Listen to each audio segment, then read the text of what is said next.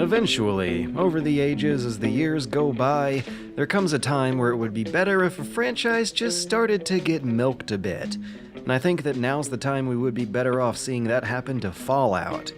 And that's not even too far-fetched of a proposition. As sacred as Fallout is to franchise purists, the reality is that the franchise has already seen spin-offs ranging from the cash shop promo game that is Fallout Shelter to the infamously shoddy Dark Alliance clone of Fallout, Brotherhood of Steel for the PS2. But don't get me wrong, I want to put this video out as a request to get more attention and discussion flowing towards this concept, because I think putting out 2 or 3 Fallout spin-offs in the next few years would be a great idea.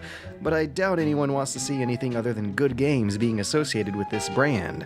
But the reason why I'm optimistic about this brand is because Fallout New Vegas was a happy accident that proved that non-numbered spin-off sequels could be more faithful to the originals than the official numbered sequel that came after them. As controversial as it was, Bethesda turning Fallout into a mass-marketable first-person gore porn for a wider audience was probably the best thing that could have happened to the franchise, because it allowed New Vegas to happen, and that's the often overlooked positive underside of things becoming big business. When enough money is circulating around a property, they can afford to take more risks with it, hand it off to different teams for different interpretations, to look at it from different angles, and maybe mix up something nice. Assuming that they don't want to start milking the same thing over and over again, but the last time Bethesda tried to mix things up, the collaborative effort was a game so freaking good that it would be ridiculous for them not to try that again. Fallout 4 sold 12 million copies on day one. It has become mainstream. There was a Conan O'Brien video about it. Normal people are into Fallout all of a sudden, and Bethesda is making bank on that. It would be ridiculous for them not to capitalize on that effort, but the effort doesn't have to be throwaway concepts either. There's a lot of room to explore in Fallout, but the obvious answer is having another mid-sized RPG team like Obsidian reuse Fallout 4's assets to give that game another shot. Because just about everything there is to love about Fallout 4 has its price. A lot of good features with broken execution, pretty visual designs on top of a dated and overworked graphics technology, or compelling gameplay mechanics on top of loose and imprecise gameplay technology. And for as much as it has going for it, there's a few ingredients missing that keep Fallout 4 from reaching that next level, and 2 of them are character and creativity. Fallout 4 has a serious problem with its dialogue system and the writing attached to it, as well as the quests written into these dreary, swampy wastes. Though I did enjoy it and had fun with it, what Fallout 4 has me really excited about is the possibility of them planning another big FPS RPG New Vegas-style spin-off sequel. Because Fallout 4 is a good foundation for what could be an excellent game. I would love it if someone could come along and stamp some better dialogue and quests onto this thing. That, at the bare minimum, would be enough to really set it apart, and on a generalized level, that's exactly what New Vegas was.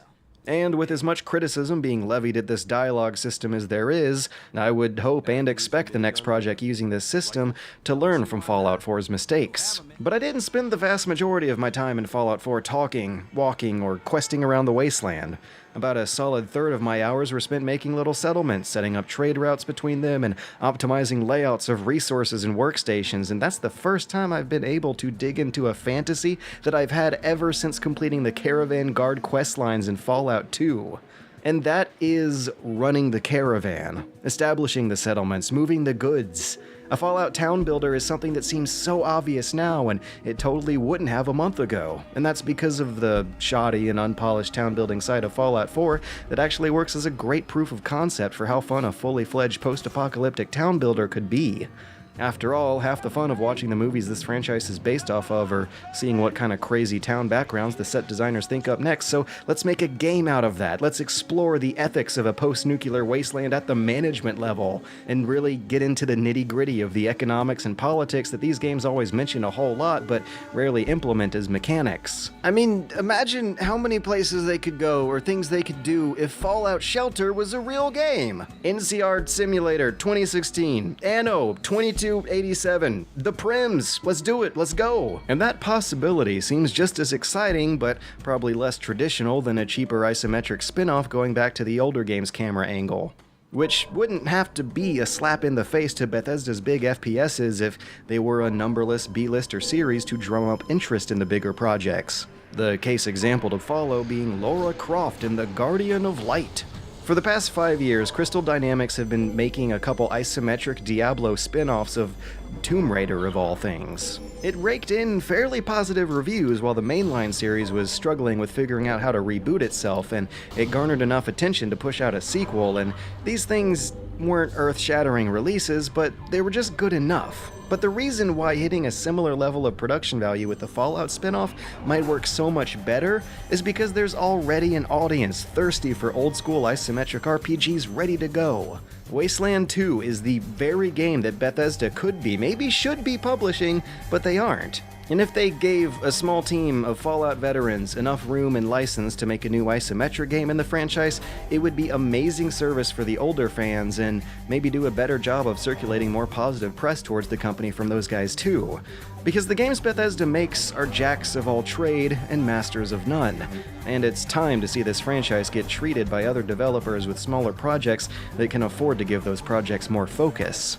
It may be totally optimistic of me to hope for the best from that kind of situation, but the track record here is New Vegas, and New Vegas was a prize pool good enough for me to bet on it again and again.